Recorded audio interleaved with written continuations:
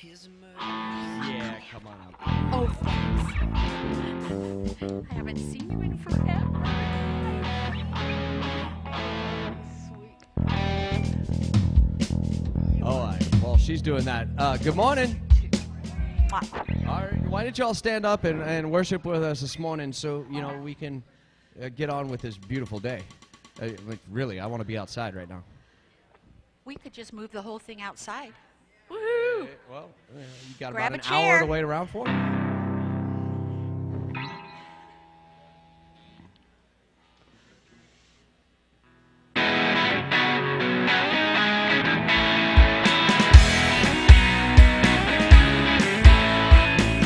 You call me Lord, you know my name. I stand in now, I'm not ashamed. I searched and come up empty. This world has nothing for me. You are my one and only. I'm living my life for you. I'm giving everything to you, not holding back, but every part. I'm giving it all to you.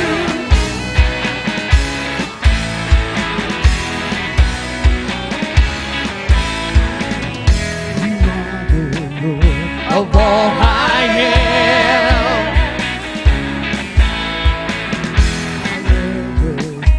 The same again. I searched and come up empty. This world has nothing for me. You are my one and only. I'm living my life for you. I'm giving everything to you. Not holding back, but every part. Giving it all to you. I'm giving my life for you. I'm giving everything to you. Not holding back, but every part. Giving it all to you. Giving it all to you. Giving it all to you. Giving it all to you. Giving it all to you. To you. I gave it too early and too late. Oh, well. At least it was on tune, I hope.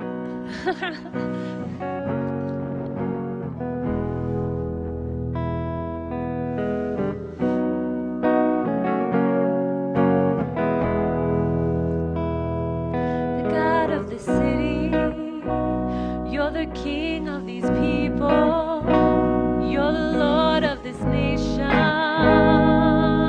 You are, you're the light in this darkness, you're the hope to the hopeless.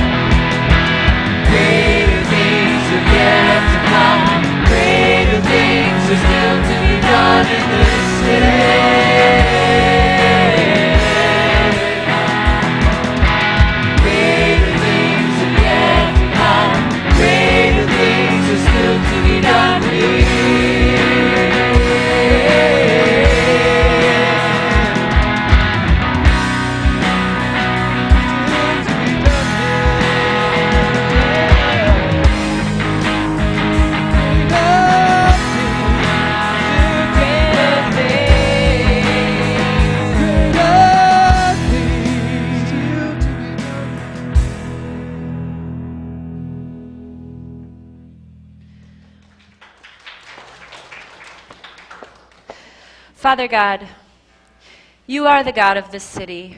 You are the God of this world. You are the God of our hearts, and we love you. And we know that there are greater things that are yet to come through all that you plan to do in this world. Lord, such a blessing to see a beautiful little child be dedicated to you today. And we just lift up their family, and that you can walk alongside them as little baby Grace grows and comes to know you. And Lord, as Bob delivers the message today and he delivers your word, I pray that our hearts and minds can be open so that when we leave today, we can leave different. We claim this place for you and we love you. In Jesus' name, amen.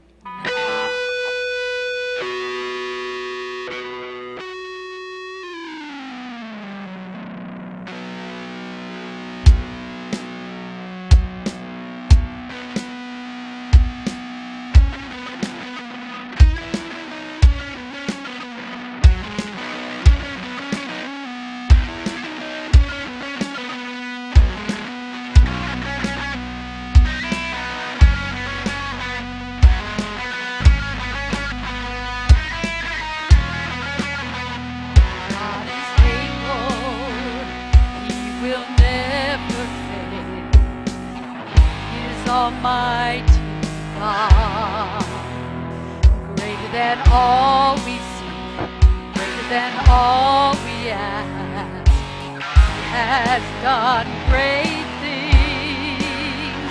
Lifted up, He defeated the grave, raised to life, our God is able. In His name we overcome, for the Lord our God is able.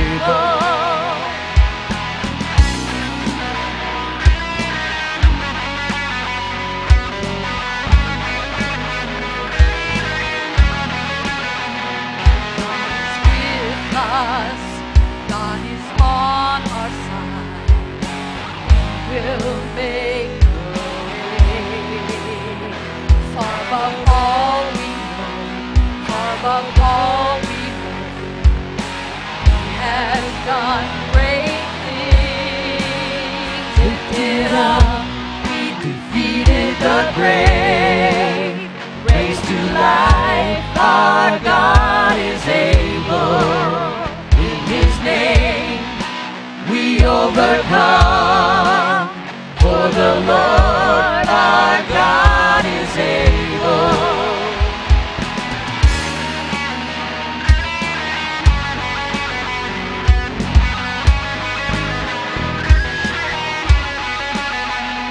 God is with us, He will go before, He will never leave us, He will never leave us.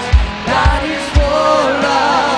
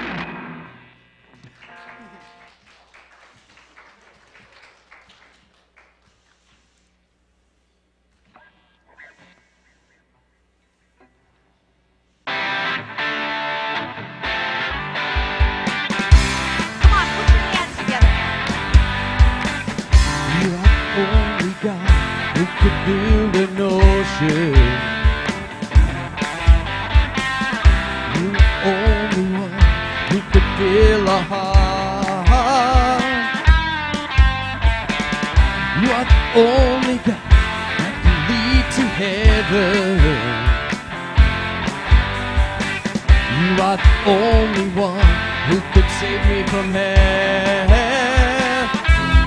Living clear, I'm not gonna bend my knee to anybody but you. I'm not gonna bend my knee. Oh no, no, I'm not gonna bend my knee. I'll answer only to you. I'm not gonna bend my knee to anybody but you.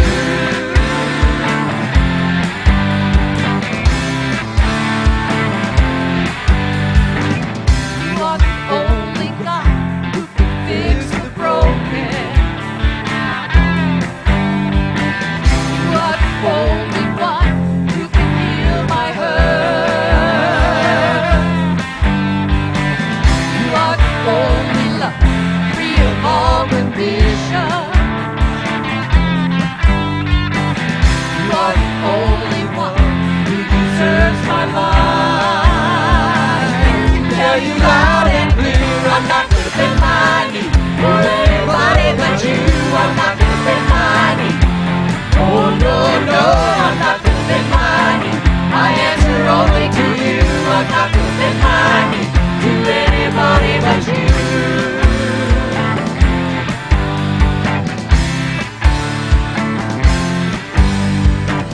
You are the only one who is holy, holy. You are the only power that can change my heart. You are the only God I will praise forever. You are the only God I will worship now. And I'm here to tell you loud and clear, I'm not gonna bend my knee to anybody but you. I'm not gonna bend my knee. Oh no, no, I'm not gonna bend my knee. I'll answer only to you.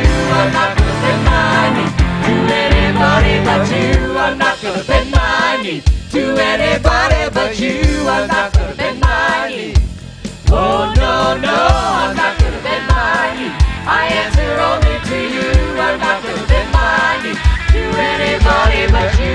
I'm not gonna bend my knee to anybody but you. I'm not gonna bend my knee. Oh no, no, I'm not gonna bend my knee. I answer only to you. I'm not gonna bend my knee to anybody but you. To anybody but you. To anybody but you. To anybody but you. To anybody but you. Right.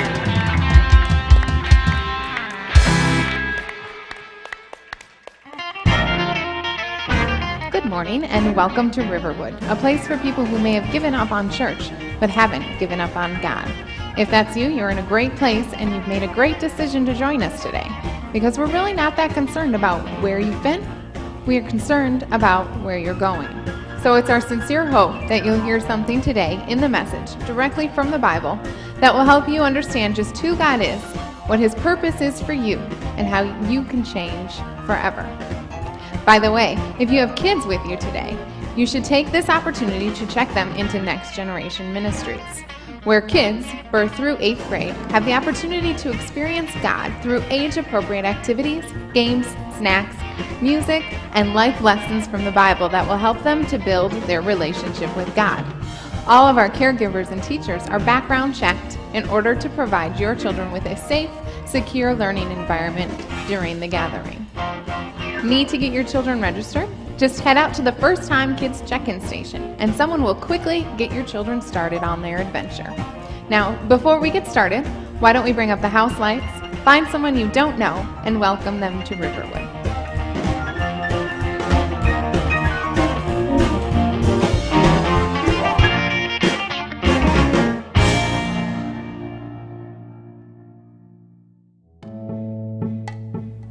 Next, I wanted to draw your attention to the program you received when you came in today. If you didn't get one when you entered, there are some ushers coming down the aisles now with extras. Just raise your hand and they'd be happy to give you one. Inside the program is a connection card. If you haven't done so already, will you take the pen we gave you and begin filling this card out? If you are a regular attender or a member here at Riverwood, you can just give us your name and email address and any information that might have changed. But if this is your first or second time with us, I'd like to ask you to give us as much information as you feel comfortable sharing. And be sure to mark the box on the side that says first or second time guest.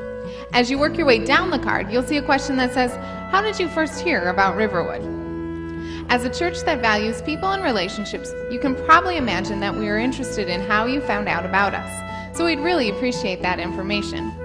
Now, one of the main reasons we ask you to complete this card each week is because we believe that God has a next step for you to take today. And by filling out the front of this card, you're letting God know that you're prepared to take some of the next steps that are on the back of the card as the service progresses. We'll be sharing more about those next steps in the message today. So hang on to your card and we'll collect them at the end of the gathering during the offering. And speaking of the offering, inside your program you'll find an offering envelope. If you came prepared to give today, you will want to fill that out and we'll worship through giving at the end of today's service. Now, take out your message notes and connection card and let's continue on.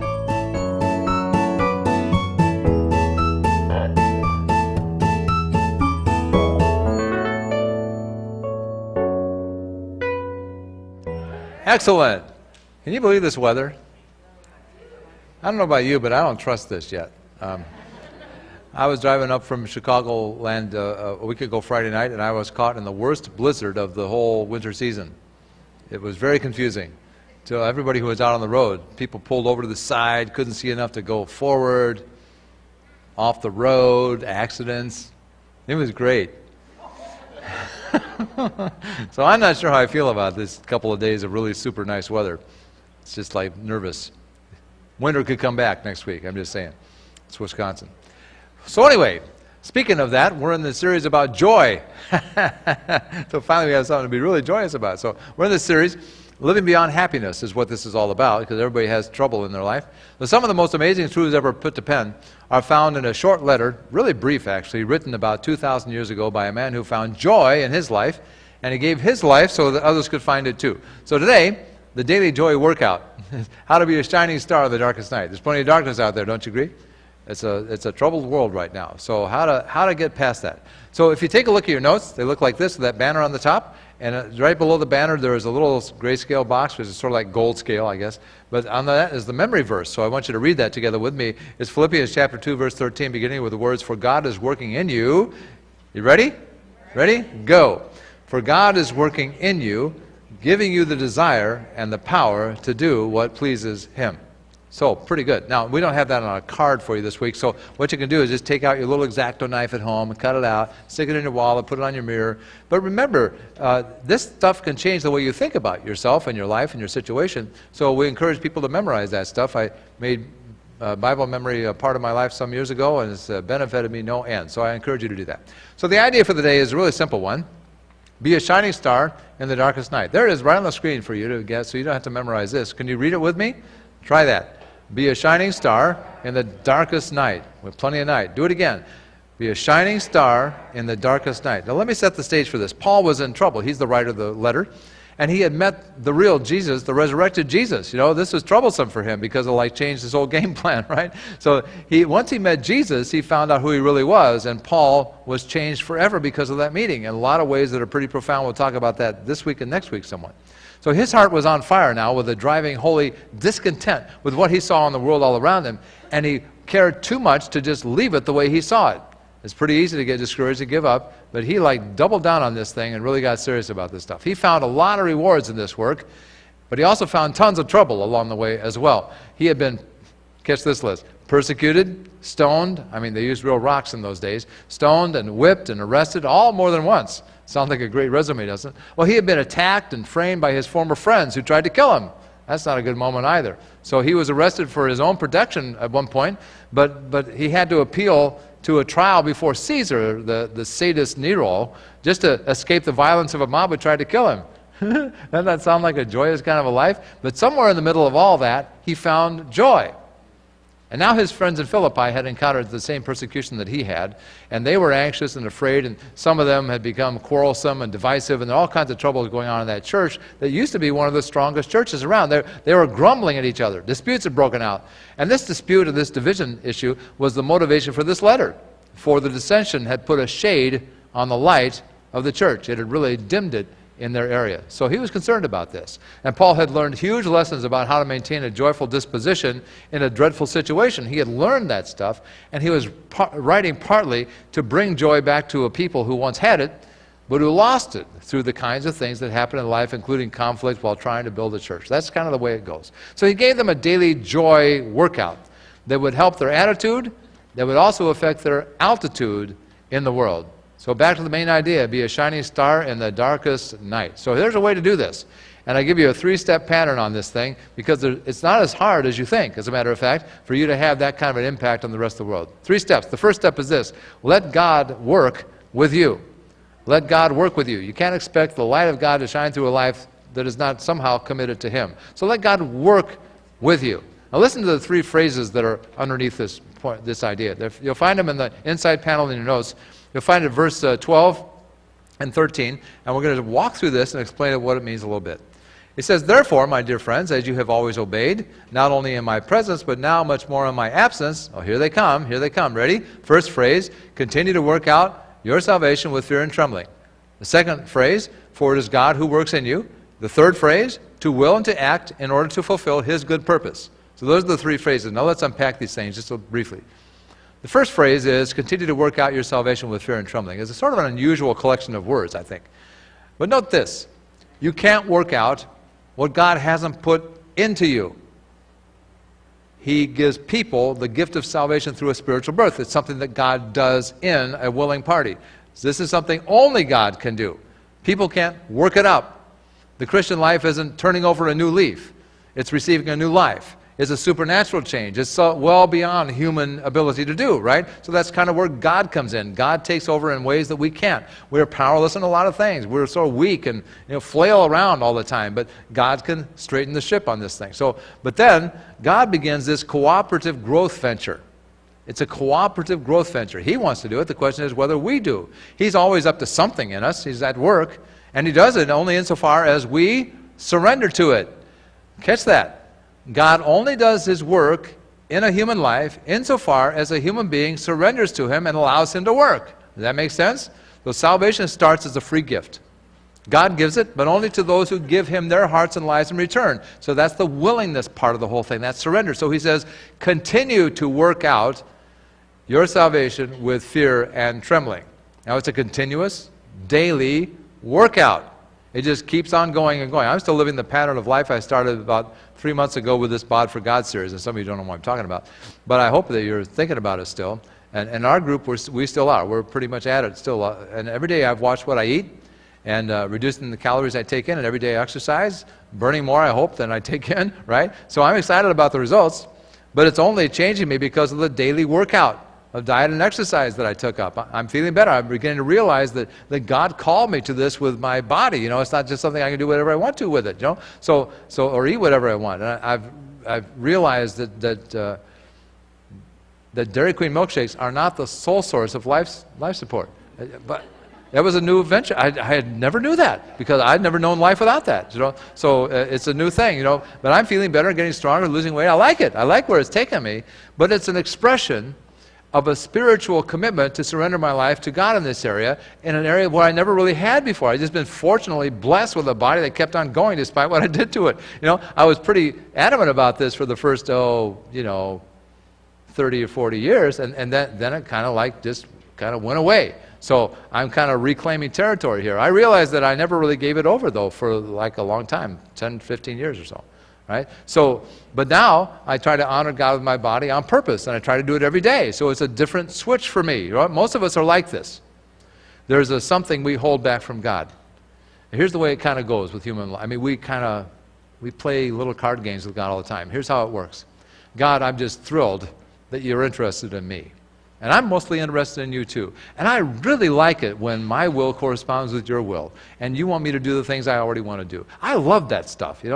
Just do not tread on me when I go someplace you don't want me to go. Just leave me alone when I'm out of bounds with you, right? That's how we play it, right? This is how we go. We hold back from God. So what are you holding back? There's something. Maybe multiple things. It's possible. Everybody's got something, right? You're glad for God's forgiveness, but you're not forgiving others, are you? You're praying for God's peace and His joy, but you're not trusting Him with your job and your career and your marriage, right? Are you? So how's that work? You're hoping for a life in heaven after you die, but you're not about to let Him direct your life right now. I mean, you can trust Him for eternal life, but like tomorrow, are you kidding me? I mean, why would I do that? That sounds really risky. Like, I'll trust you with eternal life, and I'm not sure I can handle it for tomorrow? Like, that makes a lot of sense. You're glad for God's provision, but you're not giving, you're not tithing, you're not, none of that stuff. No. Now, here's the reason why Jesus was really adamant about this stuff. He taught about this stuff all the time, You can't say you follow God and not follow Him. You can't say you believe in God and not believe in Him, It's like this hypocrisy thing going on all the time. But that's the way the human heart is kind of wired these days. It's worked that way in all humanity, so don't feel like you're anything special. This happens with everybody, just everybody, me too. So you're hoping for all this stuff. I want you to take a look at this connection card real quick, because we're going to, I've got a few ideas in terms of things that you could do as simple next steps. So if you saw the video, you saw this thing and you know how it looks like. But on the back side of this is this little grayscale box, so we're going to refer to that a couple of times. But I want you to take a look at the second one down. And this is kind of like, it may ruffle your feathers a little bit. But here's something that I learned really in a deep way in my life, because I did not take this seriously for 10 years as a believer. Seriously, I really didn't. I mean, I was generous, I gave different things, but I never really thought of it like this. It wasn't something I had surrendered. And then I began to realize just how much Jesus talked about this stuff all the time. It was like His number one theme. And I thought, well, why is He talking about that all the time? And then I realized it's because nobody wants to do it. That's why, because nobody's going to trust God with this thing. They say, well, I'm happy to have you guide my life and do all this stuff. But you're not going there with me. You're not going there. You're not going to have that, right? And then you wonder, well, how come things aren't going so smoothly? Well, that could be related. So here's something I want you to try. Just to experiment. Maybe you've never given anything to anybody. Maybe you've never given anything to church particularly, because you think, they got plenty of money. After all, King George, when he left the continent 280 years ago, he bestowed a working fund for all the churches in America, and that's been keeping us, so all this stuff happens because of, people giving. So anyway, but maybe you've never done that. Maybe it's time to do that for the first time. Just take a step. Do something you've never done before. Just take a little step out there in the middle of the unknown, right? Or maybe, if you've done that, commit to a regular monthly giving. You thought, well, now you're really messing with me. I'm happy to give to Goodwill once a year, but now once a month, are you kidding me? Or take the tithe challenge. I finally realized that that's what Jesus taught, that's what God taught, and I wasn't doing it. Then I thought, well, maybe I'll give that a run. So try it for 3 months. Just try it. See what happens. See if God doesn't come through for you in ways that He promised to do so. And then if you go into the next one, which is something that in the last 3 years, Colleen and I have really discovered, it's extraordinary. This extravagant giving thing, It's like well beyond anything. And joy comes out of that. Joy comes out of that. So I'm not bragging here, I'm just telling you, if you've never done this, if you've never tried it, then you have no idea what I'm talking about, do you? And if you never intend to try it, then you'll never know. But here's the thought. Just take a step. Do something you haven't done before. Trust God in an area that you never have considered before, and you'll find out what I found out, just like millions of other people have. So maybe giving is where you hold back, or something else. Maybe you're glad heaven is your destiny, but you don't think your friends are interested enough for you to invite them to church. I mean, I like the idea of believing in God. I don't think anybody else is all that interested, and frankly, I'm not interested that much most of the time, because you're not thinking about it much, all right? So here's a thought. On the connection card, this next box down is to pray for and invite somebody to Mother's Day. Now, I know this is a surprise to most guys, but Mother's Day is coming. So just, guys, do not ignore Mother's Day, because it could be the mother of all grief coming your way if you do. So I'm just saying, just as a friendly warning, here's coming. Now, here's a simple and easy thing you can do about Mother's Day. Buy her a rose, bring her to church. I would recommend that for mothers and wives and that kind of stuff, not for other people. But nonetheless, you could suggest, here's an easy out, guys. Just invite somebody to church and say, all you have to do is buy her a rose and take her to the place where every mother wants their children to be on Mother's Day, church. That's amazing, actually, because that's one of our highest attended Sundays. It's just an unusual thing, but it's true. It's true. People want to be in church on Mother's Day. Why? because that's where Mom wants to be. So if the mom's not the one doing the invite, it's double points for the guys.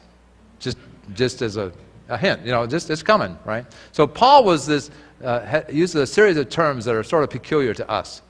He says, work out your salvation, and I explained that one already. And then he says, with fear and trembling. Here's a phrase that we don't associate it much with God. There's a lot of stuff like this in the Bible, but we tend to think, well, why be afraid of God? Well, that's not necessarily a bad idea, but another way to express it is this. Daily act as if what God says about you is true, because you honor God enough to change. Now, when that point comes, God changes his status with you. You have friended him. But more than friending him, you have actually decided to covenant up with him. You're going to do something that most people would not consider doing. That's where this fear and trembling thing comes in. You think so much about God, you want to honor him so much that you think, well, I would be willing to do with my life what others aren't willing to do. Why? Not because I'm so afraid of God, because I'm so afraid of what I might miss if I miss this opportunity to follow him. Does that make sense? So suddenly it changes the whole thing. It puts the whole thing on its ear, So we should be afraid of God if we're just completely rebellious and out there. Bad things, consequences are coming your way, and there's no way to avoid the consequences. That's the most natural form of the proof of God of anything. And most people don't think of it like this. God has built the world to live with natural consequences for the decisions we make. Every decision that we make in life is loaded up with a consequence. If it's good, good. If it's bad, bad. And it's the most consistent thing in the world. Everywhere you go, this is true. Every culture, every place in the world, there isn't a people anywhere that doesn't experience this. And people wonder, is there a God? I said, well, that's the moral argument for God. This stuff happens everywhere with all people, consistently. Well, how'd that happen? Where'd that come from? How come other animals don't experience this? How come it's just us? How come that happens like that? Well, that's the way God made us to be, to respond to things. So another way to express this, daily act as if what God says about you is true, because you honor God. Because you're so concerned about God being God for you that you're afraid of what you may miss if he ceases to be that, right? So the most important thing about this, you're fearful of missing the blessing of following his will. Now, most of people are afraid of following his will to begin with. Well, what would he do for me or to me or with me? What? I don't know. Tomorrow would be the unknown, because then God would be in control. That's exactly why we're afraid. That's exactly right. Which means to say, he's not God. We are. We're calling the shots. We're making all the decisions. We're living the life we want to live. That's the first phrase. The second phrase is this: for it is God who works in you. For it is God who works in you. Now, bad things were happening to the Christians in Philippi. You got to be clear about this. Paul wanted them to bring perspective to this pain. He wanted them to understand what was going on and why. When we're in troubled waters, it's easy to see those things as the things that happen to us. They happen to us because that's true. They are happening to us. But what Paul is reminding them is that the important things are not that happen to us, it's the things that happen in us while the things happen to us. The most important thing about the trouble is our response to it, because it's there for a reason. So if you're in trouble now, here's something you should see in all this. Maybe not the obvious thing to you. God is at work in all this trouble. And it's the troubled waters he is using to do the work. And you may not like that. I don't like it. I don't like it. There have been a lot of troubled waters, and I'm thinking, what was that all about? But oftentimes I get enough perspective with distance, and I wonder, well, that's what it was about. I see that. I'm a different person now. It's a daily joy workout. So if you have the perspective that, yeah, it's ugly, it's awful, maybe it's painful, but you know that on the back side of this, God has some tremendous rewards for you, it changes how you endure. It changes how you see it, your perspective on the whole thing. So if you think you're at the end of your strength, and you may be, just remember, God is the beginning of strength when yours is gone. Maybe that's part of the lesson he has for you, because we never experience the true God unless we're way past ourselves. We tend to dink around this toe in the water, kind of trying to judge the temperature before we may take a step, or just even like sit down on the side of the pool. We're not even interested in that because we're too afraid of what might happen as a result, right? So God's really not God. He's always inviting us into a place where we can't go without him. He's developing trust in him. There's an old kid's song that that was sung a lot in the African American church. Actually, adults were singing it too for a long time. It's an old classic. You can't hurry God, you just got to wait. You can't hurry God, you just got to wait. He's the God you can't hurry. He'll be there, don't you worry. He may not come when you want him, but he's right on time. It's the way it is.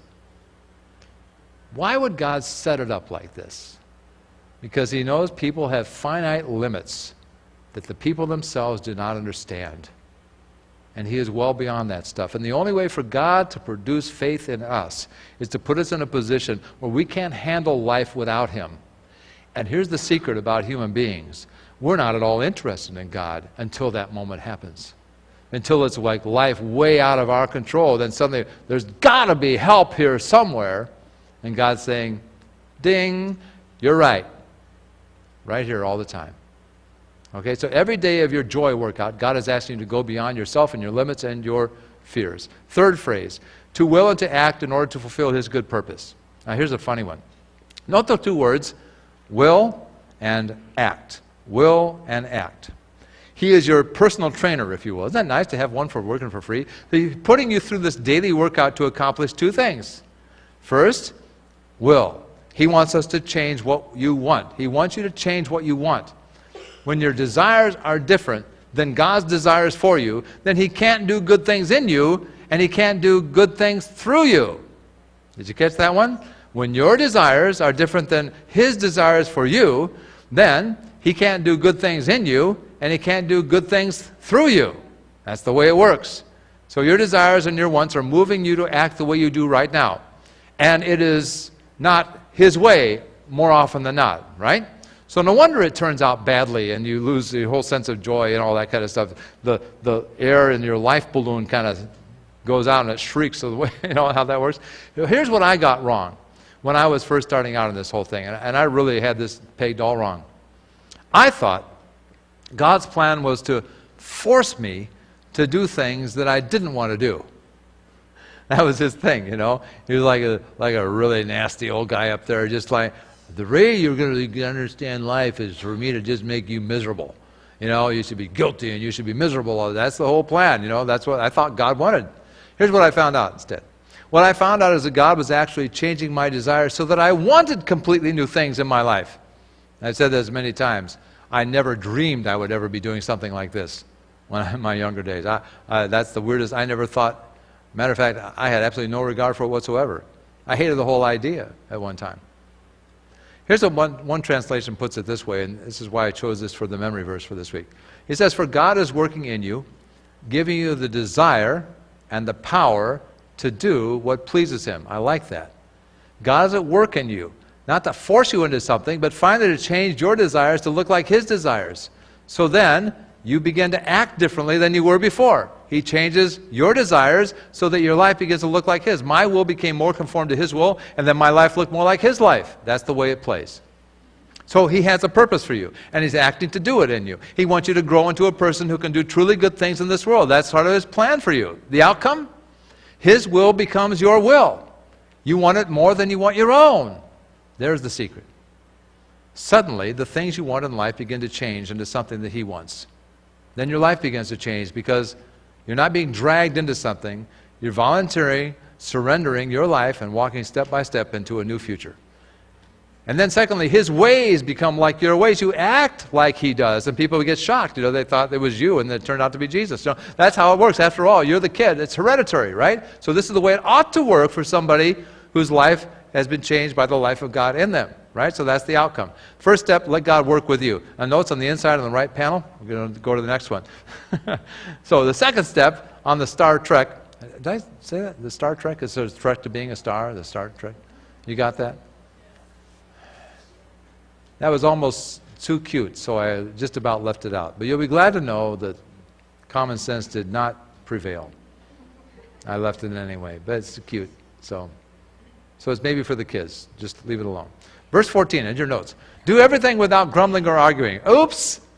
So if you're in the break room at work, you know, what's the first thing that happens? What's the first thing that happens whenever you get 3 people in a room? Well, you don't agree on anything, first off, and then you start arguing with each other. It's a political season. Have you noticed grumbling and arguing around? No, probably never happens, but just in case it does, you'll know where it comes from. Here's where fault lines happen. Fault lines produce earthquakes, and we've got some spectacular and tragic evidence of that in the world today. Just in the last week, we've had 2 earthquakes over 7 in magnitude in 2 different places in the world. It's really amazing, one in Japan and one in South America. It's just kind of frightening, you know? When you think about it, the whole world seems to be shaking right now. Well, where does that come from? Well, of course, you know, it's the tectonic plates, you know, and they rub against each other and the pressure builds up and then finally one of them shifts, you know. And what is just this fault, this pressure building up below ground looks like just a crack on the surface sometimes. But what happens, the outcome of that, is just a devastating outcome. Here's what happened in the church of Philippi. The church had a fault line and was in danger of dividing. And the fissures that mess up the church community often start along fault lines of disagreement for how a church is being done, or, you know, disagreement how it's being led, or who gets to do this, and, you know, really it's kind of basically pretty petty kind of things, you know, but it can be a fault line that divides everything. And that's the substance of it. Now, here are the symptoms of how it works out. Paul says, complaining and grumbling, disputing and arguing, right? Complaining, disputing, complaining, disputing. You ever know people to not be like this? You know, this is just people. So a marker of being united in purpose is this daily workout. So try this one for a week. See how this goes. Think about this. When God is in control of a human being, what happens automatically is encouragement and unity. Encouragement and unity. Right? How does that play for you? I mean, is that who you are? The opposite of the daily workout is just the thing you can do easily. Complain and argue, because that's how people mostly do it. Just hang out in the break room, you know. That's the last place you want to be on a job most of the time. Because that's the time where everybody sits back and explains everything that's wrong with their job and the work setting and this, that, somebody else and doing more than them and all kind of stuff. You know, it just happens. It just oozes out of a human being. So Paul says, do everything without grumbling or arguing. And then continues on, so that you may become blameless and pure, children of God without faith. Here's the next line. In a crooked and perverse generation. Wow. That sounds bad, kind of, because it is. Crooked means in the middle of people who can't act right. Have you noticed that we have a problem with that in our world? You know, people who don't know how to act right, and some of them are in politics. And perverse means in the middle of people who don't even know how to think right. And they don't act right because they can't even think right. So crooked and perverse, that's people. That's acting out and internal problems as well. Like one leads to the other. So his point is this. You're acting more like them and less like God when this happens to you. You aren't thinking and acting godly like God is. So God's kids who want His will want unity. God's kids who do His will treat one another with honor and respect. And the result is light in the darkness. Light in the darkness. Then he says, you will shine among them like stars in the sky as you hold firmly to the word of life. Good news. You may not have ever thought you could be a star, but you may be one already and don't even know it. Years ago, I was driving through Montana late at night. The stars were so bright and the road was so empty that I literally turned off the headlights because I could see just fine. It was that bright out. It was just extraordinary.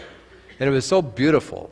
I just pulled the car over at one time, got out, just walked off the road for about 20 feet, got out of the car lights, and just looked up, mouth wide open. Because have you noticed whenever you look up, your mouth is going to be open, just hoping bad things aren't coming down because they're going to end up in your mouth. But anyway, literally, it was just jaw-dropping. I'm looking at this thing. It's just this beautiful sight. You could see stars everywhere. There was no ambient light anywhere. It wasn't clouded by any of the light smog we get around here.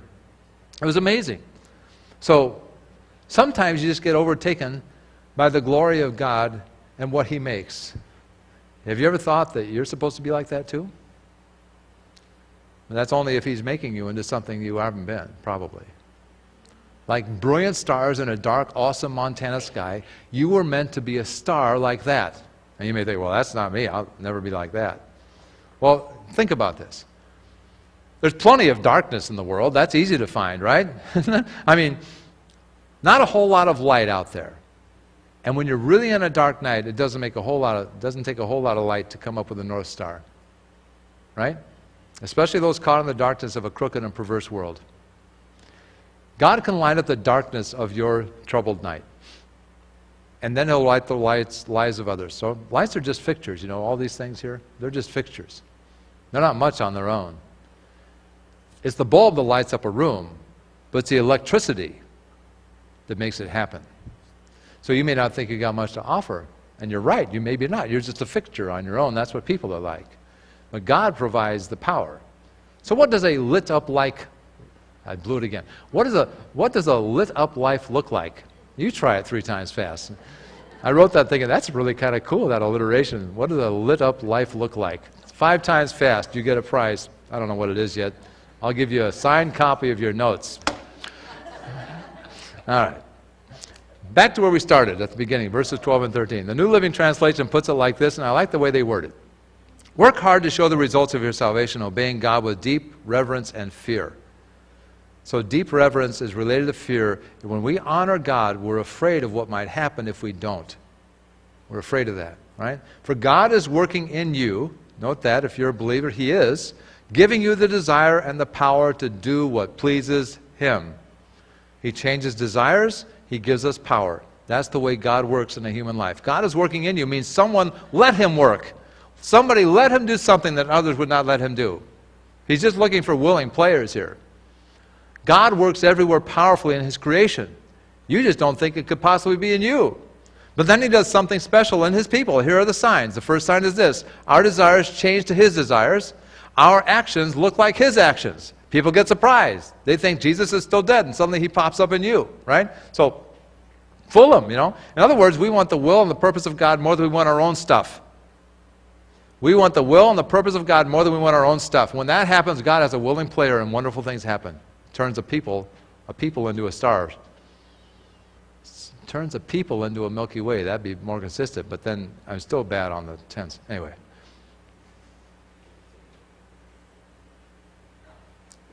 The grammar went badly wrong right there, and I'm still trying to figure out what I did. I said plural instead of... Yeah, that's the... Direct object was in the wrong... Okay, so anyway, if you want God, you really want His will in your life. That's the point. If you don't want His will, you really don't want Him. That's simple, isn't it?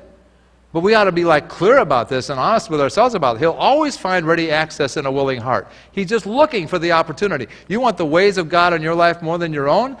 God shows up. Simple as that. I've known many people who believe in God. Lots of them. I don't know anybody who doesn't believe in God. It's really fun for me to encounter a really thoroughgoing atheist person around. There are very few. I love it when I find them because it's so much interesting. They're honest about what they think. I don't believe in that. Oh, God, let's talk about that. So I like that. So, but you'd be hard-pressed to find evidence of people who believe in God because it really isn't true for them. Like most of us, they want to be God and insist that He does what they want. That's the way we are. Rather than trust God and let Him take them where He wants. We're making deals with God. I'll do this if you do that. You know, like He's on the other side of a card, like a 5-card stud with God. If I get the full house, and you just have a 3 of a kind, that kind of thing. So people like that live a life indistinguishable from the faithless.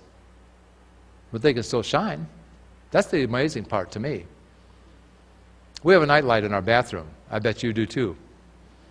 It feels so much safer that way, right? Now, during the day, you can't even tell the thing on. It's on all the time. But at night, it lights up the room. It's pretty doggone amazing. There are a couple of nights I get up wandering around, and those little LED lights on the things, I think, boy, that's bright. Well, that's, you probably don't have that happen, but I do. I'm thinking, well, this nightlight thing, you don't even know it's on when the light is all gone. When the light in the room is brighter than the bulb, you can't even tell the power is there. Now let me ask you something. Is the light of a Christian, the presence of Jesus in any Christian's life, better than what's out there in the world at large? Is that better than the darkness? So can't you even be a night light? Start off low, You don't need lights. It's obvious when night falls and there's a night light on. Yeah, I'm having trouble with a night light. What does a lit up life look like? It looks like a nightlight. Oh, gee, okay. So the only difference is the contrast, right? Even a dim light stands out on a dark night. It does. Right? So we live in a dark world. Morally and spiritually, it's dark. And the bad news is we can get hurt by it. And the good news is even a nightlight Christian looks bright in a world like that. You can affect change. You can do that. You can make it happen. You don't have to be brilliant. You don't have to be perfect. You just need two things. Desires changed to his desires, actions that look like his actions. When God gets control of a human being, because that human being allows that to happen, then God's will becomes your will, and his ways your ways. So a star is born in a world standing still at midnight when that happens. This is now, for you, a decision. Up until now, it's just information. But you have a choice now to be a shining star in the darkness.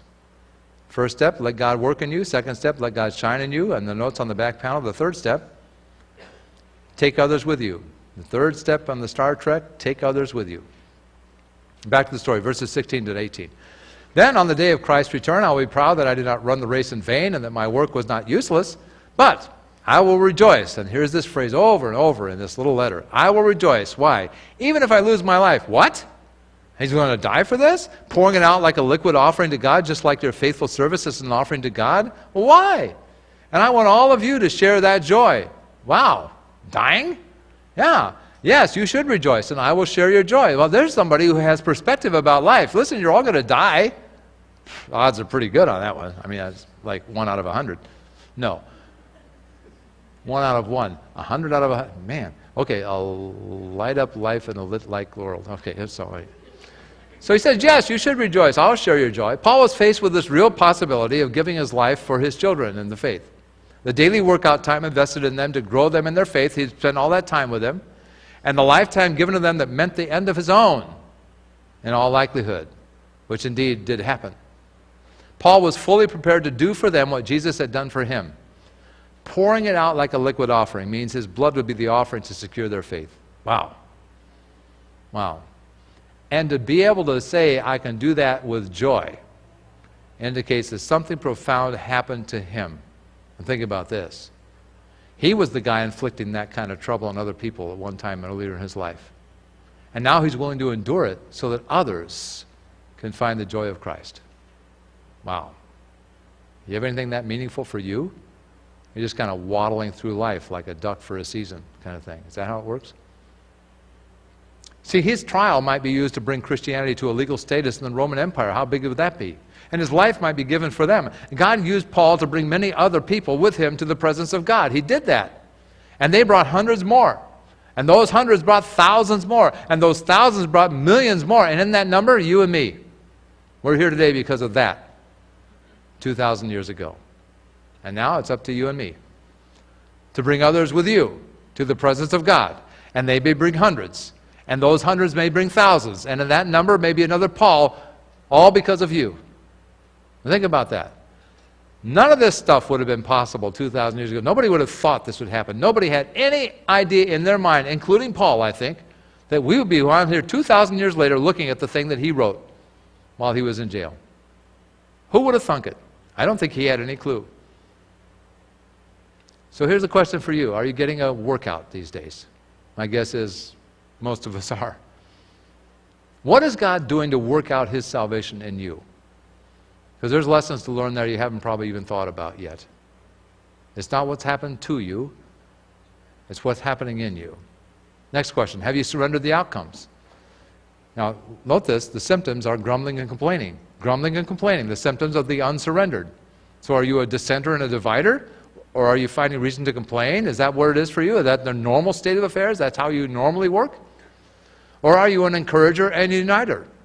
Unity, love, and respect are the outcomes of a surrendered life. Is that person you? For most of us, we have to say, probably not. Probably not. So catch yourself when you're in the break room and everybody's grumbling and dissenting and all this stuff. You know how it goes, grumbling. I mean, you can't even have time to eat, actually, because of all this stuff. So anyway, are you an encourager or uniter? Unity, love, respect, and honor are the symptoms of somebody who is a follower of Jesus. So, next question. Is anyone following your star? Remember the story of the 3 wise men at Christmas? We're a little outdated on that one. But you remember how it works. They followed the star and led them to the stable, and what did they find at the end? Jesus the Savior, right? Others are following your star. You may not like that idea. You may be thinking, well, I'm going to lead them astray. I'm all screwed up. He said, well, congratulations, you and all the rest of us, So, but the point is, on this, is that you can be screwed up and still do this, right? Because all it requires is a little honesty about how screwed up we are. And then things go well from that point on. Honesty beats hypocrisy almost every day, unless you're in politics, in which case you never know. So anyway, but others are following your star, like it or not, so they look to you. And you may say, well, my light's not very bright. Okay, well, you know what a night light does, right? It's helped you many nights. Right? So Paul's may have been bright at the end of his life, but it was not at all at the beginning. As a matter of fact, he was not a star, he was a black hole when he started out, right? But half his life wasn't like that. It was like pure. And then the other half, he became laser focused and amazing things happened. So use your light. Invite somebody. Once your heart is lit up, others can see the way too. It really is like that easy. Be a shining star in the darkest night. Any human being who follows Jesus can be that. It's just a matter of what you want. And if your desires match his, you'll end up there. So I want you to imagine, just close your eyes for a minute and imagine something that you may not have thought much about. Imagine your life, a life with real impact in this world, yours. And at the end of your life, you brought what light you had to your world. And you filled your world with light you had beyond your own. You filled your world with hope. You filled it with grateful people. With your life, you literally bent the arc of eternity. Eternity became different because of what you did with your life today. Imagine a life so filled with the light of God that a light was left wherever you went. And forever, your place in heaven is with hundreds of others who are grateful to God to know him, to be in his presence. And they look in your direction in gratitude, knowing that God did it. But he used you during troubled waters on a dark night to be the light for somebody. They crossed the bridge because of you, your light, your invitation, your calling, your daily workout, your life, a light in the darkness. And you recognize it didn't feel like it much of the time, but you're a star. And the world is different, changed because of you. Lives altered and families healed and empty hearts filled and starving lives fed. Your heart in this world, so often broken by the things of this world, now bursts with joy. You're at peace, a peace given by God, unshakable, unmovable, triumphant even in the troubled times, joyful, a bright light in a dark world. God, we're so grateful that you extend this invitation for a life like that to all of us. And today we want to acknowledge, first of all, that we're not very good at this surrender thing, this letting you have your desires manifest themselves in us, this thing of following in your ways and doing what you would do. We're not naturally very good at this, so we're asking for a miracle here. We want you to be in control of our lives in such a way that what we want changes and what we do changes. And in the end, we become a brilliant star in the darkest of nights in these times. So we're grateful that not only are you willing and ready to do that, but you can do it as well. We're thankful. In the name of Jesus, everybody agreed and said out loud, Amen. All right, man. So here, this. Make sure you turn this in, would you? The buckets are coming by in a minute. Now pay attention to the video. You're done in 30 seconds, and I'll see you out in the cafe. Thanks for joining us today. Just a couple more things before we head out the door. The ushers are coming down the aisles now with the offering buckets. As they do, go ahead and pass the buckets all the way down the road. If it is your first time with us today, we have a special gift for you. In exchange for your completed connection card, at the Connect kiosk in the lobby, in front of the glass doors, is the information table, where you'll find the free book called Unshakable. Simply drop your connection card in the offering bucket. They will give you your book. I would like to remind you that at Riverwood we believe in generous living. It's one of the ways in which we worship Him, and all the great things going on around here are made possible through your faithful giving. So I encourage you and invite you to give. Now, if you would like to give to Riverwood, but you're not prepared to do so today, that's okay. There are other options for you. You can mail this envelope in, or you can give online either once or set up automated giving. Just click on the giving link on our webpage at riverwood.net.